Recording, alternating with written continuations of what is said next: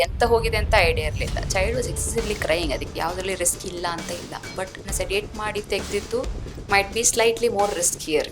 ಹಿಂಗಂದ್ರೆ it's for universal choking sign. Choke ಹಾಕ್ಬಿಟ್ಟಿದ್ದೀನಿ ನಾನು ಹೇಳಿ, ಅದು ಸೈನ್ ಇದೆ ಅದರ. ಒಂದ್ ವೇಳೆ ಏನೋ ಹೆಚ್ಚು ಕಮ್ಮಿ ಆಗಿದ್ರೆ ಇಡೀ ವಿಶ್ವಕ್ಕೆ ಸಹ ಗೊತ್ತಾಗ್ತಿತ್ತು. ಆಗ ಸಹ ಇಡೀ ವಿಶ್ವಕ್ಕೆ ಗೊತ್ತಾಗ್ತಿತ್ತು. 8 ತಿಂಗಳ ಮಗುವನ್ನ ಕಳಿಸಿದ ಡಾಕ್ಟರ್ ಅಂತ ಬರ್ತಿತ್ತು. ಹಲೋ ನಮಸ್ತೆ, ಹೇಗಿದ್ದೀರಿ? ಕೂರ್ಗ್ ಬಸ್ ವಿಶೇಷ ಕಂಟೆಂಟ್ಗೆ ನಿಮ್ಗೆಲ್ರಿಗೂ ಸ್ವಾಗತ. ನಾನು ಕಿಶೋರ್ ರಾಯ್, ಕತ್ತಲೆಕಾಡು.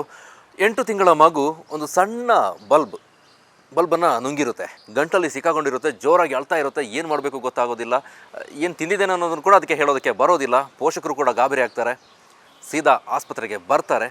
ಬಂದ ನಂತರ ಅಲ್ಲಿ ದೊಡ್ಡ ಚಾಲೆಂಜ್ ಇರುತ್ತೆ. ಇಬ್ಬರು ವೈದ್ಯರು ಸೇರಿ ಆ ಮಗುವಿನ ಗಂಟಲಲ್ಲಿ ಸಿಲುಕಿ ಹಾಕಿಕೊಂಡಂತಹ ವಸ್ತುವನ್ನು ತೆಗೆಯೋದಕ್ಕೆ ಪ್ರಯತ್ನ ಮಾಡ್ತಾರೆ. ಮುಂದೆ ಏನಾಗುತ್ತೆ, ಅದನ್ನು ತೆಗಿತಾರಾ, ಏನಾಗುತ್ತೆ, ಅದರ ಡೀಟೇಲ್ಸನ್ನು ನಾನು ಖುದ್ದು ಡಾಕ್ಟ್ರನ್ನೇ ಮಾತಾಡಿಸಿ ನಿಮಗೆ ತಿಳಿಸ್ತೇನೆ. ಅದಕ್ಕಿಂತ ಮುಂಚೆ ನೀವೇನಾದರೂ ನಮ್ಮನ್ನು ಫಸ್ಟ್ ಟೈಮ್ ಸಬ್ಸ್ಕ್ರೈಬ್ ಮಾಡದೆ ನಮ್ಮ ಚಾನಲ್ ನೋಡ್ತಾ ಇದ್ದರೆ ಸಬ್ಸ್ಕ್ರೈಬ್ ಮಾಡ್ಕೊಳ್ಳಿ ಅಂತ ಹೇಳ್ತಾ, ಇನ್ಸ್ಟಾಗ್ರಾಮ್ ಫೇಸ್ಬುಕ್ನಲ್ಲೂ ನಮ್ಮ ಕಂಟೆಂಟ್ಗಳು ಕೊಡ್ತಾ ಇರ್ತೇವೆ, ಅಲ್ಲೂ ಕೂಡ ನಮ್ಮನ್ನು ಫಾಲೋ ಮಾಡಿ ಸಪೋರ್ಟ್ ಕೊಡಿ ಅಂತ ಹೇಳ್ತಾ, ಬನ್ನಿ ಡಾಕ್ಟ್ರು ಏನು ಹೇಳ್ತಾರೆ, ಜೊತೆಗೆ ನಾವು ತೆಗೆದುಕೊಳ್ಬೇಕಾದಂಥ ಮುಂಜಾಗ್ರತಾ ಕ್ರಮಗಳು ಏನೇನು, ಮಕ್ಕಳು ಇರುವಾಗ, ಸ್ಪೆಷಲಿ ಪುಟ್ಟ ಮಕ್ಕಳು ಇರುವಾಗ ಯಾವ ರೀತಿ ನಾವು ಅಲರ್ಟ್ ಆಗಿರಬೇಕು, ಬನ್ನಿ ಅವರಿಂದಲೇ ಕೇಳಿ ತಿಳ್ಕೊಳ್ಳೋಣ. ಇರ್ತಾರೆ ಆ ಬಗ್ಗೆ ಕುರಿತಾಗಿ ಅವರು ಪೋಸ್ಟನ್ನು ಹಾಕಿರ್ತಾರೆ. ಅದಾದ ನಂತರ ಅವರಿಗೆ ಸುಮಾರು ವೈರಲ್ ಆಗುತ್ತೆ, ಜೊತೆಗೆ ಒಳ್ಳೆಯ ರೀತಿಯಿಂದ ಕಮೆಂಟ್ಸ್ಗಳು ಕೂಡ ಬರ್ತಾ ಇರುತ್ತೆ. ಆ ಕುರಿತಾಗಿ ನಾನು ಅವ್ರನ್ನ ಮಾತಾಡಿಸ್ಬೇಕು ಅನ್ನೋಂಥ ಉದ್ದೇಶದಿಂದ ಅವರ ಕ್ಲಿನಿಕ್ಗೆ ಬಂದಿದ್ದೇನೆ. ಏನಾಯ್ತು ಅದರ ಒಂದು ಭಾಗ, ಅದರ ಆಚೆಗೆ ನಮ್ಮ ಜವಾಬ್ದಾರಿ ಏನು ಅಂತ ಮೊದಲಿಗೆ ನಾನು ರಾಜಶ್ರೀ ಅವ್ರನ್ನ ಮಾತಾಡ್ತೇನೆ. ಮೇಡಮ್, ನಿನ್ನೆ ಕುಶವಂತ್ ಅವ್ರ ಪೋಸ್ಟ್ ನೋಡಿದ್ವಿ. ಆಕ್ಚುಲಿ ಆ ಮಗುವನ್ನ ಕರ್ಕ ಬಂದಾಗ ಆ ಮಗುವಿನ ಕಂಡೀಷನ್ ಹೇಗಿತ್ತು, ಏನಿತ್ತು ಅನ್ನೋದು ನಿಮಗೆ ಮಾಹಿತಿ ಇತ್ತ ಒಳಗೆ ಗಂಟ್ಲಿನಲ್ಲಿ? ಎಕ್ಸ್ರೇ ನೋಡಿದಾಗ you will see metallic objects ಕಾಣುತ್ತೆ ಎಕ್ಸ್ರೇ ಅಲ್ಲಿ. Suppose a fish bone, it is almost transparent and that density ಇರೋದಿಲ್ಲ. ಸೊ ಅದು ಎಕ್ಸ್ರೇ ಅಲ್ಲಿ ಕಾಣೋದಿಲ್ಲ. ಮೆಟಾಲಿಕ್ ಆ LED ಬಲ್ಬ್ದು ದಟ್ ಬಲ್ಬ್ ಪಾರ್ಟ್ ಕಾಣೋದಿಲ್ಲ, ಬಟ್ ದಟ್ ಅದ್ರದ್ದು ಎಲೆಕ್ಟ್ರೋಡ್ಸ್ ಎರಡು ಇರುತ್ತಲ್ಲ, so that was sticking out like that.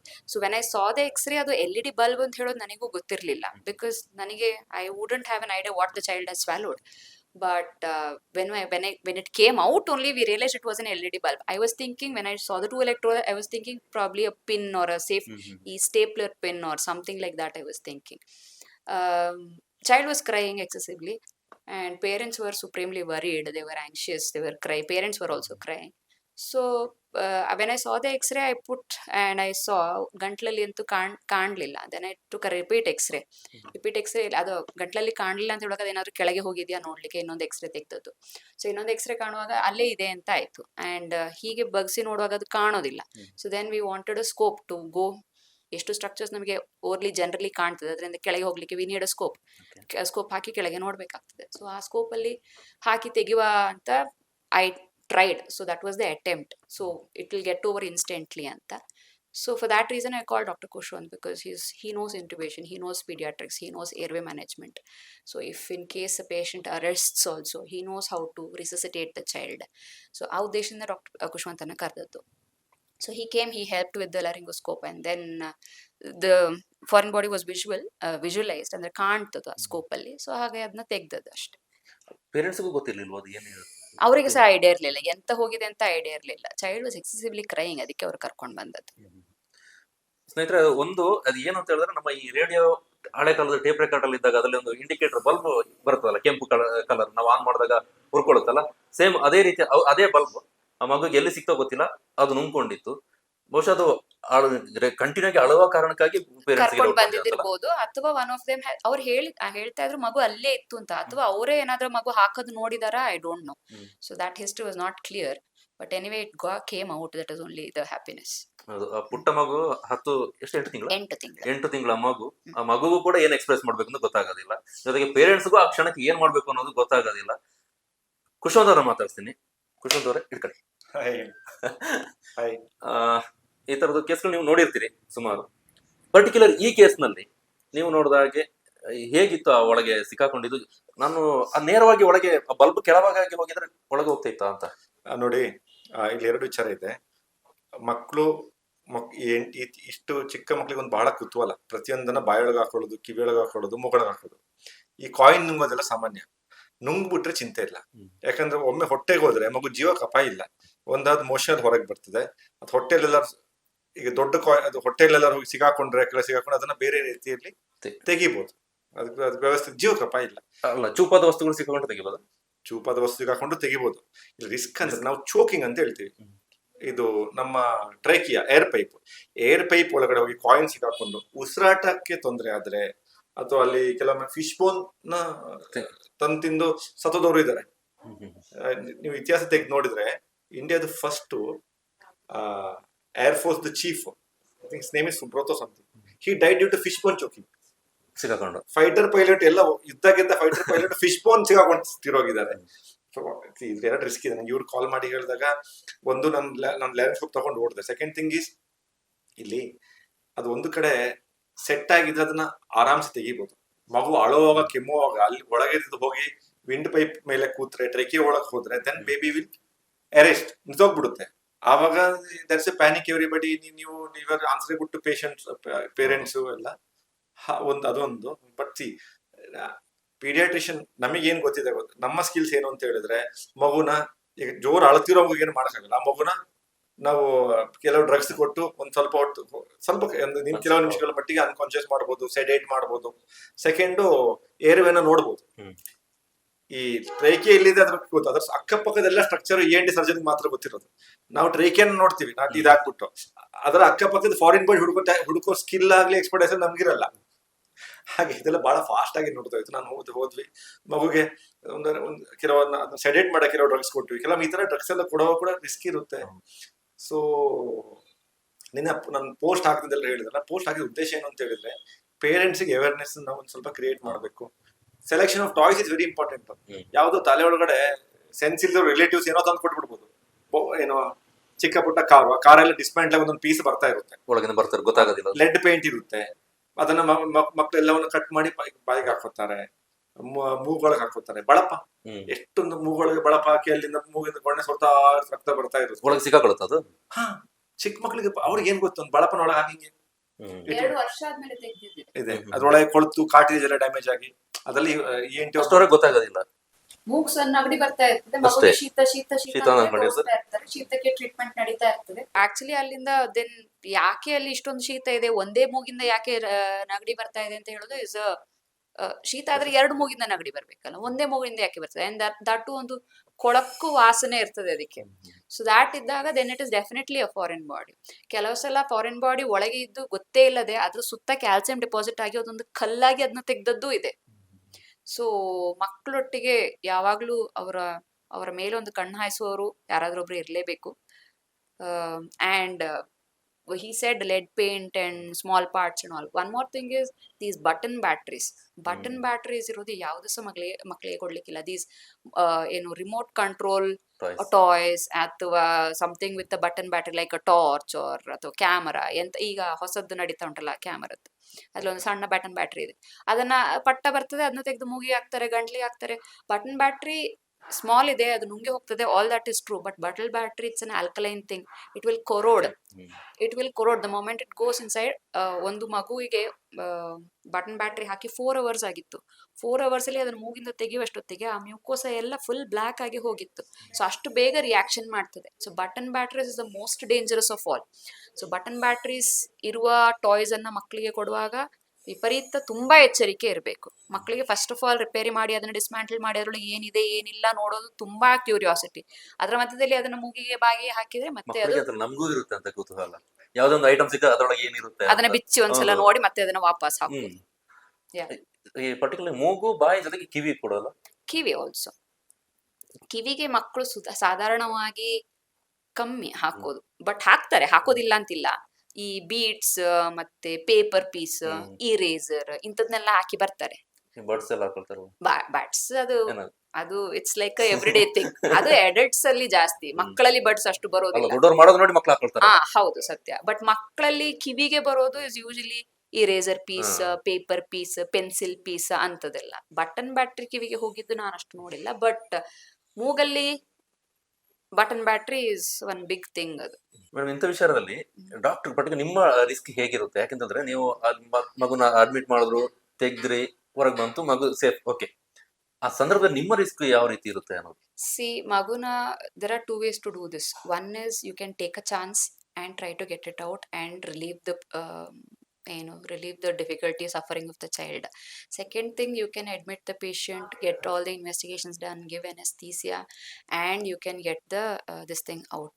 ಎರಡರಲ್ಲೂ ರಿಸ್ಕ್ ಇದೆ, ಯಾವುದರಲ್ಲಿ ರಿಸ್ಕ್ ಇಲ್ಲ ಅಂತ ಇಲ್ಲ. ಬಟ್ ಈಗ ನೆನ್ನೆ ಅದನ್ನ ಸೆಡೇಟ್ ಮಾಡಿ ತೆಗೆದಿದ್ದು might be slightly more riskier.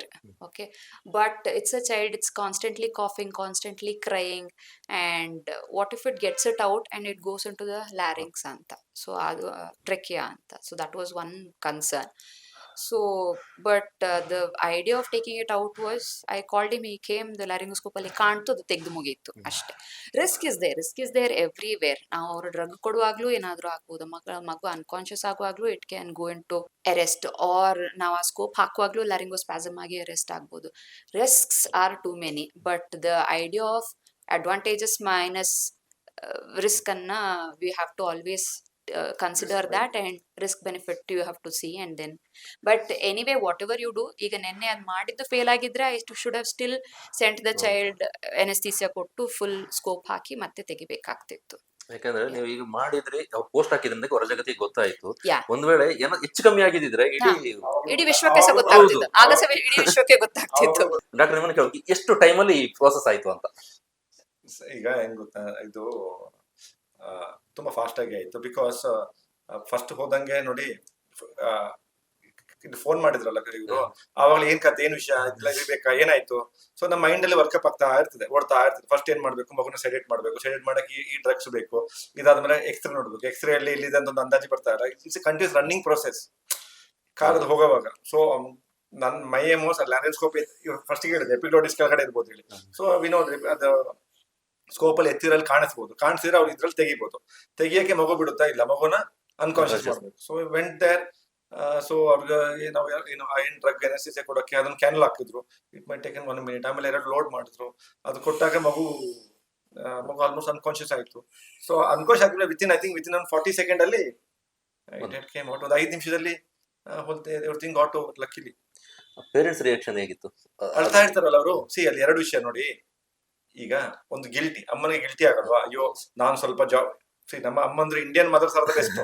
ನಾವ್ ಏನ್ ಮಾಡಿದ್ರು ಊಟ ಆಯ್ತು ಅಂತ ಸತಿ ಫೋನ್ ಮಾಡ್ತಾರೆ. ಅಮ್ಮನ ನಾನೇನ್ ಟಾಯ್ ತಂದು ಕೊಟ್ಟಿದ್ದ, ಟಾಯ್ ನನ್ನ ಮಗು ತಿಂದೋಯ್ತು ಅಂತೇಳಿ ಅವ್ರು ಹೆಚ್ಚು ಕಮ್ಮಿ ಆಗಿದ್ರೆ ಅಮ್ಮ ಅವ್ರನ್ನ ಅವರು ಇಡೀ ಲೈಫಲ್ಲಿ ಶ್ರಮಿಸ್ತಿರ್ಲಿಲ್ಲ.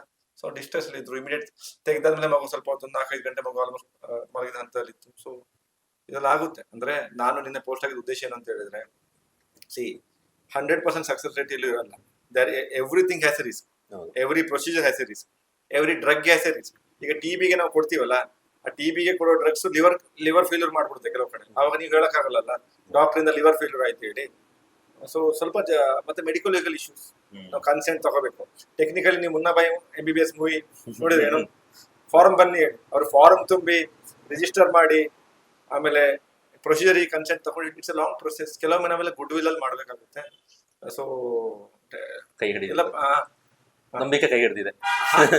ನಾವು ಕೆಲವೊಮ್ಮೆ ಏನಂದ್ರೆ ಅವ್ರಿಗೆ ಮೇನ್ ಪರ್ಪಸ್ ಆಫ್ ಈ ತರ ಬಂದ್ರೆ ಮೇನ್ ಉದ್ದೇಶ ಏನು ಅಂತ ಹೇಳಿದ್ರೆ, ಹೆತ್ತವರು ಎಚ್ಚರಿಕೆಯಿಂದ ಇರಬೇಕು. ಚಿಕ್ಕ ಮಗಳು ಈಗ ಒಂದು ಮಗುನ ಭೂಮಿ ಮೇಲೆ ತರೋದು ಮಹಾ ಸಾಹಸ. ಇವಾಗ ಗೊತ್ತಿದೆಯಲ್ಲ, ಹಿಂದಿನ ಕಾಲ 8-10 ಇದ್ರು, ಈಗ ಎಲ್ರಿಗೂ 1-2.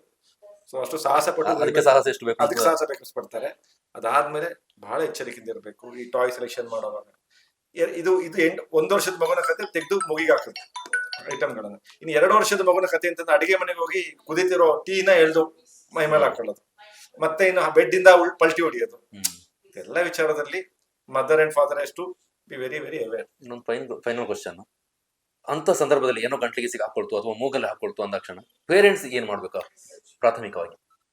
ಪ್ರಾಥಮಿಕವಾಗಿ ನಿಮ್ಮ ನಿಮಗೆ ಕಂಡ್ರೆ ಯು ಕ್ಯಾನ್ ರಿಮೂವ್ ಇಟ್. ಕಂಡಿಲ್ಲ ಅಂದ್ರೆ ಎಕ್ಸ್ಪ್ಲೇಷನ್ ಮಾಡಕ್ ಹೋಗ್ಬೇಡಿ. ನಿಮಗೆ ಅದು ಎನಾಟಮಿ ಬಗ್ಗೆ ಬೇಸಿಕ್ ಐಡಿಯಾ ಇಲ್ಲ. You have to come to a medical facility. Basically ಇದಕ್ಕೇನು ಮನೆ ಮದ್ದು, ನಾಟಿ ಔಷಧಿ, ಈ ಬೇರೆ ಟ್ಯಾಲೆಂಟ್ ತೋರಿಸೋದೇನಿಲ್ಲ. ಯಾಕಂದ್ರೆ ನಮಗೆ ಭಯ ಆಗುತ್ತೆ. ನಾನು ಹೇಳ್ದೆ, ನನಗೆ ಟ್ರ್ಯಾಕಿಯ ಮತ್ತೆ ಸ್ಕೋಪ್ ಅಲ್ಲಿ ನೋಡಕ್ಕೆ ಮಾತ್ರ ಗೊತ್ತು. ಈ ಗಂಟ್ಲಿನ ಎನಾಟಮಿ ನಂಗೆ ಗೊತ್ತಿಲ್ಲ, ಯಾಕಂದ್ರೆ ಗಂಟಿನ ಸರ್ಜನ್ ಇವರು. ಹಾಗಾಗಿ ವೈದ್ಯರಿಗೆ, ಬೇರೆ ವೈದ್ಯರು, ಸಂಬಂಧಪಡದ ವೈದ್ಯರು ಇದ್ದಿದ್ರೆ ವೈದ್ಯರು ಹೇಳಿದ ಮಾತ್ರಕ್ಕೆ every skill is very specialist ಇವಾಗ. ಕರೆಕ್ಟ್ ಅಲ್ವಾ? ಈಗ 1-2 ನಿಮಿಷಕ್ಕೆ ಮಗುನ ಪ್ರಜ್ಞೆ ತಪ್ಸಕ್ಕೆ ಸೈಡ್ ಮಾಡಕ್ ಗೊತ್ತಿದೆ. ಅದೇ ಮಗುಗೆ ಎನರ್ಸಿಸೇ ಕೊಡಕ್ಕೆ ನಂಗೆ ಸ್ಕಿಲ್ ಗೊತ್ತಿಲ್ಲ. ಅದಕ್ಕೆ ಎನರ್ಸಿಸೇ ಬರಬೇಕು. ಹಾಗಾಗಿ ವೈದ್ಯರು ಹೇಳಿದ್ ಮಾತ್ರ ನಿಮ್ಗೆ ಎಲ್ಲರೂ ಮಾಡಕ್ಕಾಗುತ್ತಲ್ಲ. ನಮ್ಮ ಸ್ಕಿಲ್ ಇವತ್ತು ಬಹಳ ಸ್ಪೆಸಿಫಿಕ್ ಕ್ಷೇತ್ರಕ್ಕೆ ಇದೆ. ಮೇಡಮ್ ಅದೇ ಗಂಟ್ಲಿಗೆ ಏನೋ ಹಾಕೊಂಡು ತಂದ ತಕ್ಷಣ ಕೆಲವರು ಕೈ ಹಾಕಿ ತೆಗೆಯುವಂತ ಪ್ರಯತ್ನ ಮಾಡ್ತಾರೆ, ಬೆರಳಾಗ್ತಾರೆ, ಇದು ಮಾಡ್ಬೋದಾ? Not advised. ಒನ್ ಥಿಂಗ್, ಯಾರಿಗೇ ಆಗಲಿ ಗಂಟ್ಲಿಗೇನೋ ಸಿಕ್ಕಾಕೊಂಡಿದೆ ಆ್ಯಂಡ್ ಮುಖ ಬ್ಲೂ ಆಗ್ತಾ ಇದೆ ಅಥವಾ ಉಸಿರಾಡಕ್ಕೆ ಆಗ್ತಾ ಇಲ್ಲ, that is called as choking. So ಅದಕ್ಕೆ there is an emergency thing called a Heimlich manoeuvre. ಅಂದರೆ you can see it on Google also. So ತಬ್ಬಿ ಹಿಡ್ಕೊಂಡು ಹೀಗೆ ಪ್ರೆಸ್ ಮಾಡಿದಾಗ ಅದು ಹೀಗೆ ಬರ್ತದೆ, ಆಯಿತು. ಸೊ ಅಂಥ ಸಿಚುವೇಶನಲ್ಲಿ ಮನೆಯಲ್ಲಿ you have to definitely try it at least, ಆಯಿತಾ, doing a Heimlich manoeuvre. That is when choking ಆಗಿ ಮುಖ ಎಲ್ಲ ಬ್ಲೂ ಆಗ್ತಾ ಇದೆ, ಉಸಿರು ಗಾಳಿ ಹೋಗ್ತಾ ಇಲ್ಲ, ಉಸಿರಾಡಕ್ಕಾಗ್ತಾ ಇಲ್ಲ, ಹೀಗೆ ಗಟ್ಟಿ ಹಿಡ್ಕೊಂಡಿದ್ದಾರೆ ಅಂದರೆ ದ ಪೇಷಂಟ್ ಇಸ್ ಚೋಕಿಂಗ್. ಅವರಿಗೆ ಮಾತಾಡ್ಲಿಕ್ಕೂ ಆಗೋದಿಲ್ಲ, ಎಂತ ಹೇಳಲಿಕ್ಕೂ ಆಗೋದಿಲ್ಲ, ಎಂಥದೂ ಆಗೋದಿಲ್ಲ. ಅವ್ರು ಹೀಗೆ ಹಿಡ್ಕೊಂಡಿರ್ತಾರೆ, ಉಸಿರಾಡ್ಲಿಕ್ಕೆ ಆಗೋದಿಲ್ಲ ಅಂತ ಮ್ಯಾಕ್ಸಿಮಮ್ ತೋರಿಸ್ಬೋದು ಅಷ್ಟೇ. ಸೊ ಹಂಗಿದ್ದಾಗ doing a Heimlich manoeuvre is life saving at home. ಅದಕ್ಕೆ ಆ ಸಮಯದಲ್ಲಿ ಆಸ್ಪತ್ರೆಗೆ ಎತ್ಕೊಂಡು ಓಡುವಷ್ಟರಲ್ಲಿ that doing that Heimlich manoeuvre ಹಾಗೆ ಮಾಡಿ ಪ್ರೆಷರ್ ಕೊಟ್ಟಾಗ ಅದು ಹಾರ್ತದೆ. So then that is life saving. ಅದನ್ನು ಮನೆಯಲ್ಲಿ ಮಾಡಬೇಕು. At least everybody should be aware of it, Heimlich manoeuvre ಅಂತ ಒಂದು ಇದೆ ಅಂತ. ಬಟ್ ಅದಲ್ಲದೆ ಉಸಿರಾಡ್ತಾ ಇದ್ದಾರೆ, ನೋ ಕಂಪ್ಲೇಂಟ್ಸ್, ಉಸಿರಾಡ್ಲಿಕ್ಕೆ ಏನೂ ತೊಂದರೆ ಇಲ್ಲ, ಫಾರಿನ್ ಬಾಡಿ ಹೊರಗೆ ಅಂತ ಕಾಣ್ತಾ ಇಲ್ಲ, ಹಂಗೆ ಕೈ ಹಾಕಿ ಅಲ್ಲಾಡಿಸಿ ಅದನ್ನ ಇದ್ದಲ್ಲಿಂದ ಕೆಳಗೆ ತಳ್ಳೋದು ಅಂತ ಕೆಲಸ ಮಾಡಬಾರ್ದು. ಅಂತ ಕಾಣದೇ ಇಲ್ಲ, ಅದು ನೋವಾಗ್ತಾ ಇದೆ ಅಥವಾ ಊಟ ಮಾಡ್ಲಿಕ್ಕೆ ಆಗ್ತಾ ಇಲ್ಲ, ಉಸಿರಾಡ್ಲಿಕ್ಕೆ ಆಗ್ತಾ ಇದೆ, ಹಂಗಿದ್ದಾಗ ಸೀದಾ ಆಸ್ಪತ್ರೆಗೆ ಬರೋದು is the best thing they can do. For completion sake ಮಕ್ಕಳ ವಿಚಾರಕ್ಕೆ ಇದನ್ನು ಹೇಳ್ಬಿಡ್ತೀನಿ. ಇದರ್ something called universal choking sign. ಈಗ ನೀವು ಕಿಶೋರ್ ರೈ ಅವರೆಲ್ಲರೂ ಚೆನ್ನಾಗಿ ಮೀನು ಊಟ ಮಾಡ್ತಾ ಇದ್ದಾಗ ಗಂಟಲಿ ಮೂನ್ ಸಿಗಾಕೊಂಡ್ರೆ ಮಾತಾಡಕ್ ಆಗಲ್ಲ. ಹೇಗೆ ಹೇಳ್ತಾರೆ ಕ್ಯಾಮರಾಮನ್ಗೆ ಮಾತಾಡಕ್ ಆಗಿಲ್ಲ ಅಂದ್ರೆ? ಇದು ಹಿಂಗಂದ್ರೆ this is called universal choking sign. Choke ಆಗ್ಬಿಟ್ಟಿದ್ದೀನಿ ನಾನು ಹೇಳಿ, ಅದು ಸೈನ್ ಇದೆ. ಅಂದ್ರೆ ಅದು ಮೀನ್ ಸಿಕ್ಕಿ ಹುಡುಕಿದ್ರೆ ಅದು ಸೈನ್. ಈಗ ಮಗು ಆರಾಮ್ಸೆ ಓಡಾಡ್ಕೊಂಡಿದ್ರೆ ತೆಗಿಯಕ್ಕೆ ಹೋಗ್ಬಾರ್ದು. ಅಂದ್ರೆ ಕೆಲವೊಮ್ಮೆ ಸಿಕ್ಕಾಕೊಂಡು ಉಸಿರಾಡಕ್ಕಾಗದೆ ನೀಲಿ ಆದ್ರೆ ನಾವು ಅಡಲ್ಟ್ಸ್ ಅಲ್ಲಿ ಹೊಟ್ಟೆಗೆ ಥ್ರಸ್ಟ್ ಕೊಡ್ತೀವಿ, ಆಗ ಆ ಪ್ರೆಷರ್ಗೆ ಹೊರಗೆ ಬರ್ತದೆ. ಚಿಕ್ಕ ಮಕ್ಳಿಗಾದ್ರೆ ನಾವು ಜಸ್ಟ್ ಮಗುನ ಉಲ್ಟಾ ಹಿಡಿದ್ಬಿಟ್ಟು ನಾವು ವಿ ವಿಲ್ ಅದನ್ನೇ ಕೇಳ್ಬೇಕು, ನಾವು ಪ್ರೆಷರ್ ಆಗ್ತೀವಿ, ಅಥವಾ ಮಗು ನಮ್ ಕಾಲ ಮೇಲೆ ಮಲಗಿಸಿ ನಾವು ಅದನ್ನ ಪ್ರೆಸ್ ಕೊಡ್ತೀವಿ, ಆಯ್ತಾ. ಅದು ಸಿಕ್ಕಾಕೊಂಡಿದ್ದು ಅಲ್ಲಿಂದ ಡಿಸ್ಕ್ಲೋಸ್ ಆಗಿ ಹೊರಗೆ ಬರ್ಲಿ ಹೇಳೋದಕ್ಕೆ.